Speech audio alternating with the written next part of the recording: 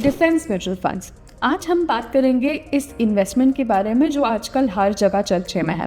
क्या ये सही समय है इसमें इन्वेस्ट करने का? चलिए समझते हैं इसके पीछे की कहानी।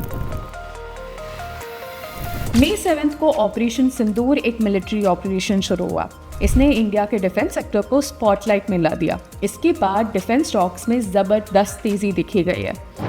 Nifty India defence index TRI ने सिर्फ 16 दिनों में 22% का जंप दिखाया, जबकि निफ्टी 500 TRI सिर्फ 3% बढ़ पाया।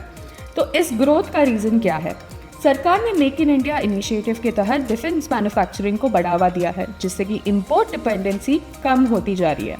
गवर्नमेंट ने डिफेंस R&D के लिए 40,000 करोड़ रुपीस का बजट एलोकेट किया है, जो अगले 5 सालों में डबल हो सकता है।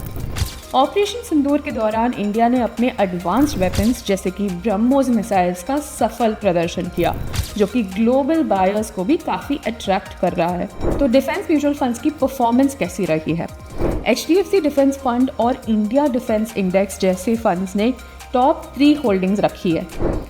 Hindustan aeronautics, Bharat electronics and solar industries India, and इनकी पोर्टफोलियो का 54% से ज़्यादा हिस्सा बनाते हैं। लेकिन ये हाई कॉन्सेंट्रेशन रिस्क भी लाता है। अगर इन स्टॉक्स में गिरावट आती है तो उनकी फंड की परफॉर्मेंस पर सीधा असर पड़ेगा। तो इन्वेस्ट करने से पहले कुछ बातों का ध्यान रखना बहुत ज़रूरी है।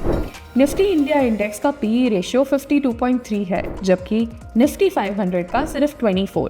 मतलब डिफेंस स्टॉक्स काफ़ी महंगे हो चुके हैं। जुलाई 2024 से फरवरी 2025 के बीच में डिफेंस इंडेक्स में 37% की गिरावट देखी गई है, जबकि निफ्टी 500 सिर्फ 10% गिरा है।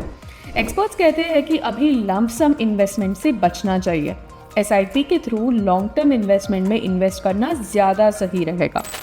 डिफेंस म्यूचुअल फंड्स ने रीसेंट परफॉर्मेंस से सबका ध्यान खींच लिया है, लेकिन हाई वैल्यूएशंस और कॉन्सेंट्रेशन रिस्क को देखते हुए सोच समझकर इन्वेस्ट करना बहुत ज़रूरी है। अगर आपका इन्वेस्टमेंट होराइजन लॉन्ग टर्म है और आपकी SIP के थ्रू डिसिप्लिन्ड इन्वेस्टिंग है, तो ये एक ऑप्शन अच्छा है, वरना डाइवर्सिफाइड म्यूचुअल फंड्स में इन्वेस्ट करना ज़्यादा सेफ रहेगा। आपका क्या विचार है डिफेंस म्यूचुअल फंड्स के बारे में? क्या आपने इसमें इन्वेस्ट किया है या आप करने की सोच रहे हैं? कमेंट्स में हमारे साथ शेयर कीजिएगा।